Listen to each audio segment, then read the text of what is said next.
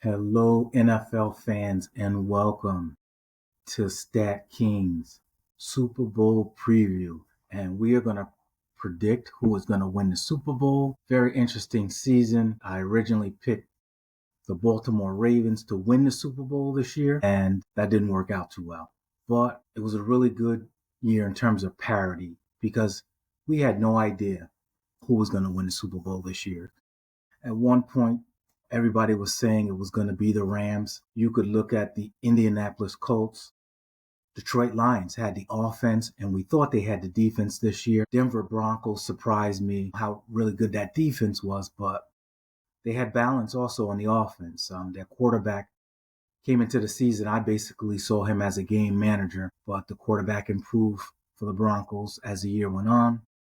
Buffalo Bills with the Kansas City Chiefs having a down year.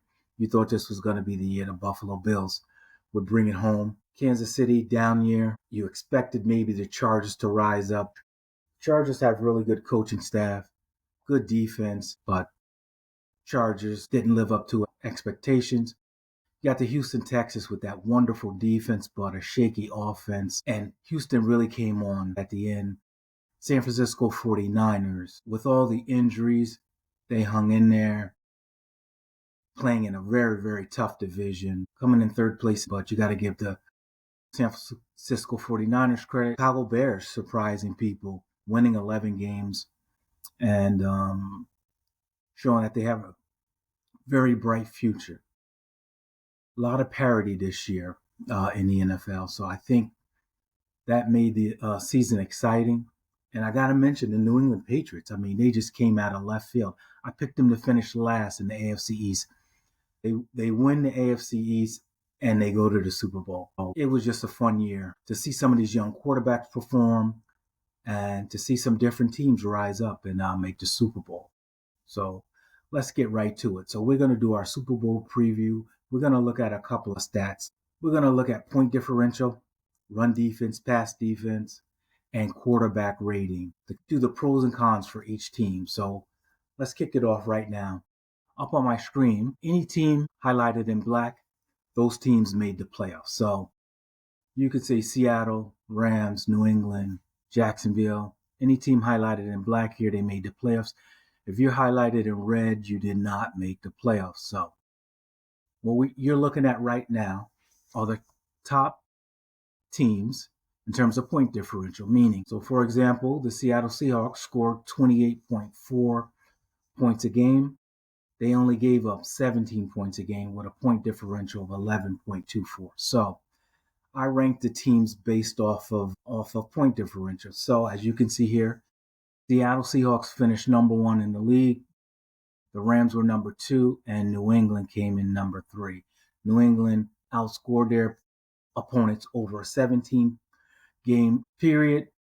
They outscored their opponent on average by 10 points, while the Seahawks outscored their opponents by 11.24. So now, one of the reasons I like point differential is because it encompasses overall team play. So for example, you could score points by having an efficient offense, but you also can score points by having your defense force turnovers, put your offense in a good situation, only got to go half the field to score points. So defensive turnovers, defense makes a difference. Special team plays a role in this.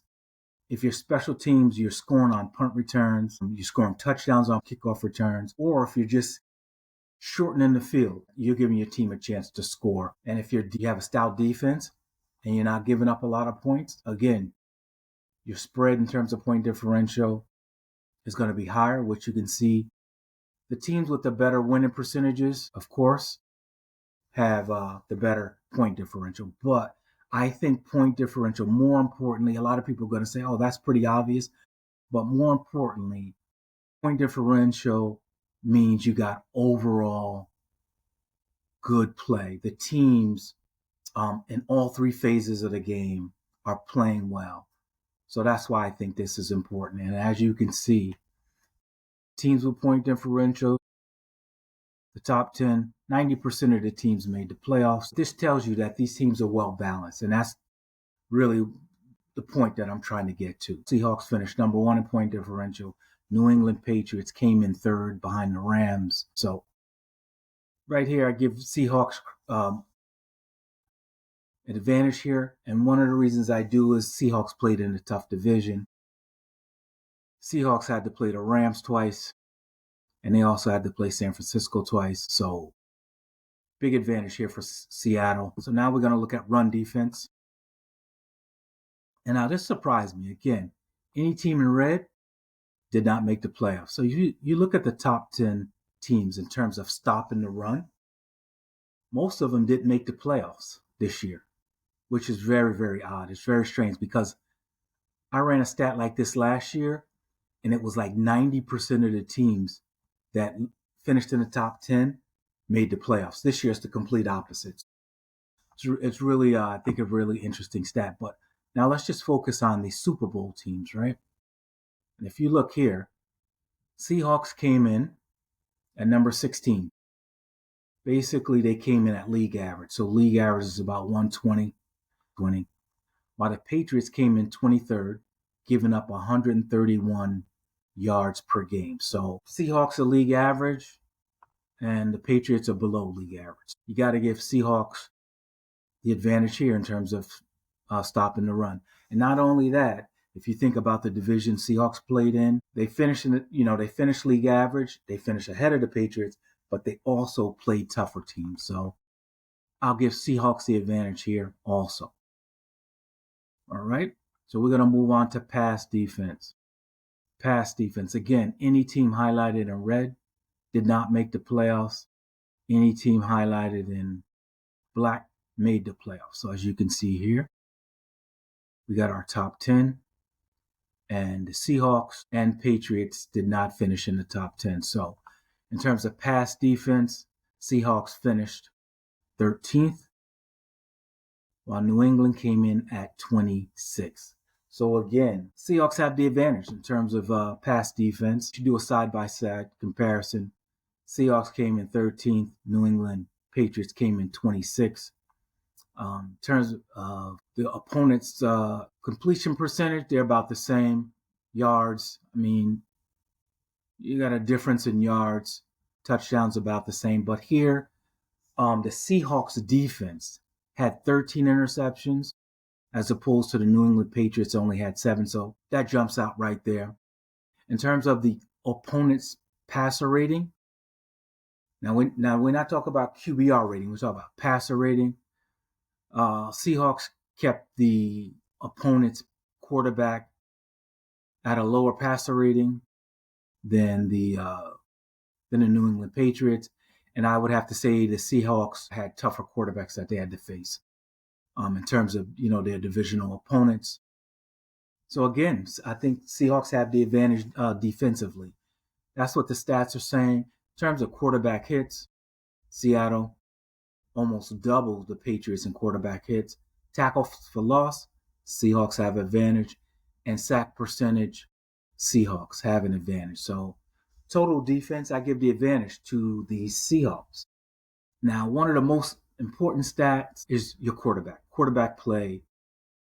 You could say whatever you want to about this defense is great, this defense is that. But if you have a quarterback that can dissect defenses, and it is just the most important commodity you can have in terms of going into this game. So in terms of quarterback play, on the year, Drake May finished with a number 1 QBR rating with a 77.2 QBR rating over a 17-game season. He finished second, a team All-Pro, and he also made the Pro Bowl. Finished number 1 over 17-game period, while Sam Darnold came in at 14. Sam Darnold was in the top 10. If you look at my weekly videos I did on QBR rating, Sam Darnold was in the top 10 for most of the year. I think it was the last week or two he fell out, but he was always in the top 10. And as you can see here, he finished the year over a 17-game period with a 56.6 QBR rating. He did make the Pro Bowl. He had 14 interceptions and quite a few fumbles. So turnovers is definitely an issue you got to keep in mind. So you got to give the advantage here to the Patriots in terms of quarterback rating. And in terms of, you look at Drake May, he takes care of the ball in terms of, his touchdown to interception ratio. But I think fumbles could be a problem for both quarterbacks. And Sam Darnold with the interceptions, he has quite a few more than Drake May. So I give the advantage to the Patriots in terms of a quarterback play, which is super, super important. Right now, I have to be leaning with Seahawks, just because of their defense, give the advantage to the Patriots with their quarterback play. And I also would probably have to give the coaching advantage to the Patriots only because their coach played in Super Bowls. He has more coaching experience. So you give quarterback play and coaching to the Patriots. So who's going to win the Super Bowl? It's a tough call. It really is a tough call. In the end, I think I'm going to go with the Seattle Seahawks only because they played in a tougher division. They faced tougher opponents. And if you really take a look, during the regular season, New England Patriots offense turned the ball over 16 times, while the Seattle offense turned the ball over 28 times. You give the advantage to the Patriots there. But I just think the Seahawks had a 6-2 record against teams that made the playoffs, while the Patriots were 1-3. I think the Seahawks are more battle tested. I think they have a defense that travels, and I think the Seahawks are going to win the Super Bowl 31-24. That's my final call. Thank you guys for watching, and if you get a chance, take a look at some of my quarterback QBR ratings during the season, where we rank the quarterbacks on a weekly basis based on QBR. Take a look at some of my old videos. Thank you guys for watching. Enjoy the Super Bowl. Put your comments and your likes in there, and I look forward to talking to you guys in the future.